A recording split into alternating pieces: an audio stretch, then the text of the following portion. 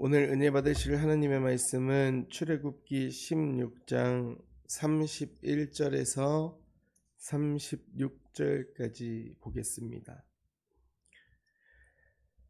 출애굽기 16장 31절에서 36절까지 말씀입니다. 같이 한 목소리로 읽겠습니다. 시작.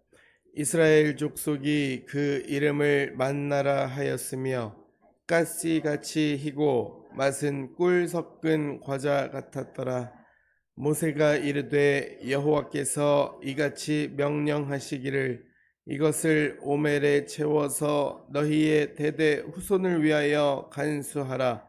이는 내가 너희를 애굽 땅에서 인도하여 낼 때에 광야에서 너희에게 먹긴 양식을 그들에게 보이기 위함이니라 하셨다 하고, 또 모세가 아론에게 이르되 항아리를 가져다가 그 속에 만나 한 오멜을 담아 여호와 앞에 두어 너희 대대로 간수하라. 아론이 여호와께서 모세에게 명령하신 대로 그것을 증거판 앞에 두어 간수하게 하였고, 사람이 사는 땅에 이르기까지 이스라엘 자손이 40년 동안 만나를 먹었으니 곧 가나안 땅 접경에 이르기까지 그들이 만나를 먹었더라. 오멜은 10분의 1 에바이더라. 아멘. 하나님 감사합니다. 오늘도 변하지 않는 하나님의 말씀으로 하루를 열게 하시니 감사합니다. 이 말씀이 오늘 우리의 삶을 이끌어가게 하시고 이 말씀 가운데로 우리가 들어가는 귀한 하루가 되게 하옵소서. 예수 그리스도의 이름으로 기도드립니다. 아멘. 어제 말씀에서 하나님께서는 안식일을 말씀하셨습니다. 여섯째 날에는 만나를 갑절로 거두게 하셨고 일곱째 날에는 안식하게 하셨습니다. 하나님은 이스라엘을 먹이실 뿐 아니라 쉬게 하시는 분이셨습니다. 오늘 말씀은 만나 사건의 마무리입니다. 하나님은 만나를 먹게 하실 뿐 아니라 그 만나를 기억하게 하십니다. 31절입니다. 이스라엘 족속이 그 이름을 만나라 하였으며, 이스라엘 백성은 하나님께서 주신 양식을 만나라고 불렀습니다.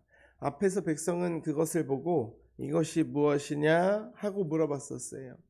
처음 보는 양식이었기 때문입니다. 그래서 그 양식을 만나라고 부르게 되었습니다. 31절 뒤에는 만나의 모양과 맛이 나옵니다. 가시같이 희고 맛은 꿀 섞은 과자 같았더라. 가시는 고수씨, 곧 향이 있는 작은 씨앗을 말합니다. 만나는 작고 희었고 맛은 꿀 섞은 과자 같답니다. 하나님은 광야에서 자기 백성에게 먹을 양식을 주셨어요. 광야에는 농사할 땅도 없고 창고도 없었지만 하나님께서는 자기 백성을 먹이실 길이 있었습니다. 32절입니다. 모세가 말해요. 이것을 오멜에 채워서 너희의 대대 후손을 위하여 간수하라. 하나님께서 만나 한 오멜을 보관하게 하셨습니다. 오멜은 양을 재는 단위라고 말씀드렸죠. 본문 마지막 36절에서는 오멜이 10분의 1 에바라고 설명을 합니다. 쉽게 말하면 하나님께서 만나를 일정한 분량으로 담아서 보관하게 하신 것입니다. 왜 보관하게 하셨을까요? 32절 뒤에 그 이유가 나옵니다. 이는 내가 너희를 애굽 땅에서 인도하여 낼 때에 광야에서 너희에게 먹인 양식을 그들에게 보이기 위함이니라. 하나님께서 후손들에게 보여주기를 원하셨습니다. 너희 조상들이 광야에서 굶어 죽은 것이 아니다. 내가 그들을 먹였고 내가 그들을 인도했다. 이것을 기억하게 하신 것입니다. 사랑하는 성도 여러분, 은혜는 기억하는 것입니다.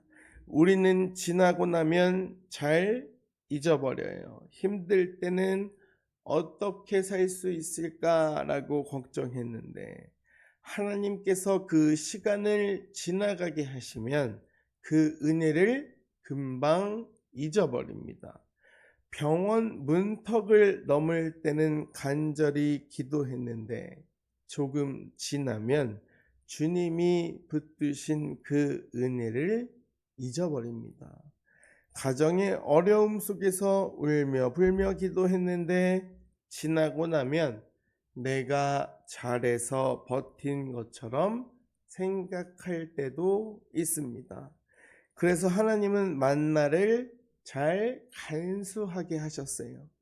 먹고 끝내지 말라는 것입니다. 은혜를 흘려보내지만 말고 기억하라 라는 뜻입니다. 33절입니다. 모세가 아론에게 말합니다. 항아리를 가져다가 그 속에 만나 한 오멜을 담아 여호와 앞에 두어 너희 대대로 간수하라. 만나는 항아리에 담겨 여호와 앞에 놓입니다. 이것은 단순한 기념품이 아니죠. 하나님 앞에서 기억하는 증거입니다. 하나님께서 광야에서 자기 백성을 먹이셨다라는 증거입니다. 34절을 볼까요? 아론이 여호와께서 모세에게 명령하신 대로 그것을 증거판 앞에 두어 간수하게 하였고, 여기서 중요한 것은 만나를 아무 곳에나 둔 것이 아니라 하나님 앞에 두었다는 것입니다. 하나님께서 광야에서 먹이신 그 은혜를 잊지 않도록 만나를 보관하게 하신 것입니다. 이런 뜻이에요. 너희가 광야에서 굶어 죽지 않은 것은 너희 힘 때문이 아니라 하나님께서 먹이셨기 때문이다. 이 사실을 잊지 마라. 너희 자녀들에게도 그대로 알려주고 그대로 보여줘라. 그래서 만나는 단순한 음식이 아니라 하나님께서 자기 백성을 먹이셨다는 증거가 되었습니다.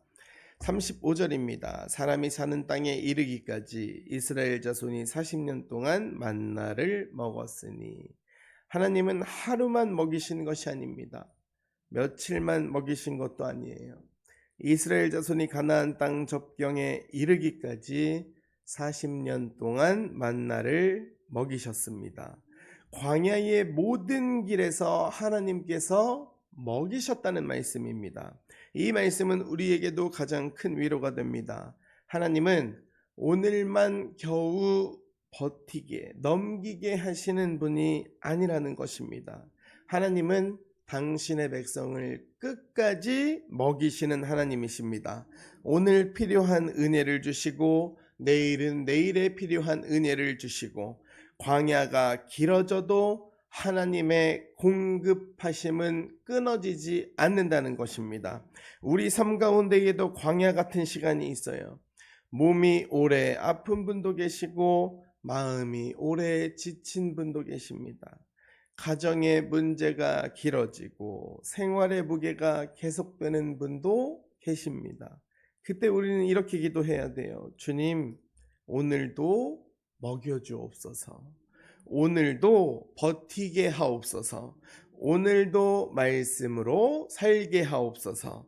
하나님은 광야에서 40년 동안 자기 백성을 먹이신 하나님이시기 때문입니다. 사랑하는 성도 여러분, 하나님께서 먹이신 은혜를 기억하시길 바랍니다. 우리 가정에도 기억해야 할 은혜가 있죠. 우리 교회에도 기억해야 할 은혜가 있습니다. 여기까지 오게 하신 은혜, 여기까지 버티게 하신 은혜, 다시 일어나게 하신 은혜가 있습니다. 그 은혜를 자녀들에게도 말해줘야 합니다. 그 자녀의 자녀에게도 말해줘야 합니다. 하나님께서 우리를 먹이셨다. 하나님께서 우리를 여기까지 인도하셨다. 하나님께서 광야 같은 시간에도 우리를 절대로 버리지 않으셨다. 이것이 바로 믿음의 기억입니다. 오늘도 지금까지 지내온 것이 주님의 은혜임을 고백하며 사시기를 바랍니다. 광야에서 먹이신 하나님, 오늘도 우리를 먹이시는 하나님, 끝까지 인도하시는 하나님을 기억하며 살아가는 저와 여러분이 되시기를 주님의 이름으로 간절히 축복드립니다.